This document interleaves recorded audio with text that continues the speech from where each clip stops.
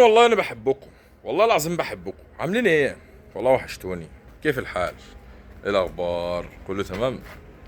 والله وحشتوني كتير كتير كتير كتير كتير كتير كتير كتير. ايه الاخبار بقى؟ كله تمام؟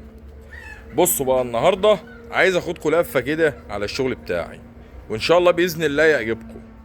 ان شاء الله باذن الله يعجبك. قال انت وهو قال. تعالوا كده ناخد لفه، يلا يلا. إيه رايكم بقى؟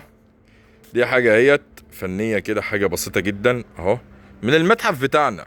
وعايز كل اخواتي وحبايبي اللي تشوفنا كلكم تعملوا لايكات وشير وشيروا اللايف، شيروا اللايف على قد ما تقدروا. اعملوا شير، وري لاصحابك، وري لقلبك، وري لحبيبتك، وري لاختك، وري لامك كده يعني يا جدعان. كلنا نشجع بعض على الفن الهادف والاعمال اليدوية ده يا شباب. كلنا نشجع بعض على الاعمال اليدوية والفن الهادف.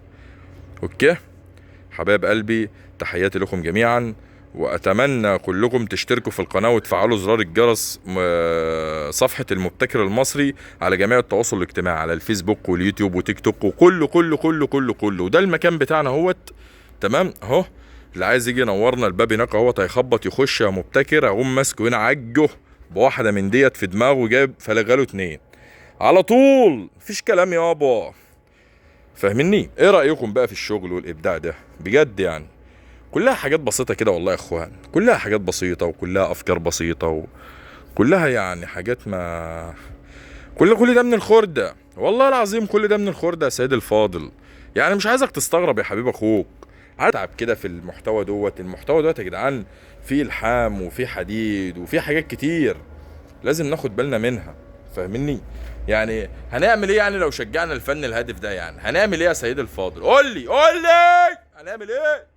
شجع يا عم الفن الهادف يا عم، شجع يابا، شجع يا بيه.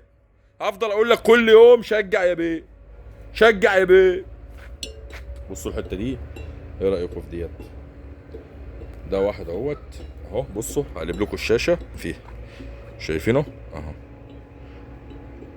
ايه رايكم بجد؟ كل ده فن وابداع يا جدعان اهو. ده عريس وعروسه اهو، حطهم على بعض كده اهو. ايه رايك؟ كلها حاجات يا باشا، كلها حاجات صغيره، كلها حاجات تحف وانتيكات من الخرد ده. كل ده فن وابداع يا جدعان، والله والله كل ده فن وابداع.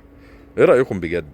تحياتي لكل الناس المحترمه، تحياتي اخوكم المبتكر المصري على جميع التواصل الاجتماعي. حبايبي مع السلامه، على خير وامان عليك يا دي اللي بتشوفني ويا بنتي اللي بتشوفيني. اشتركي في القناه، ماشي؟ يلا سلام.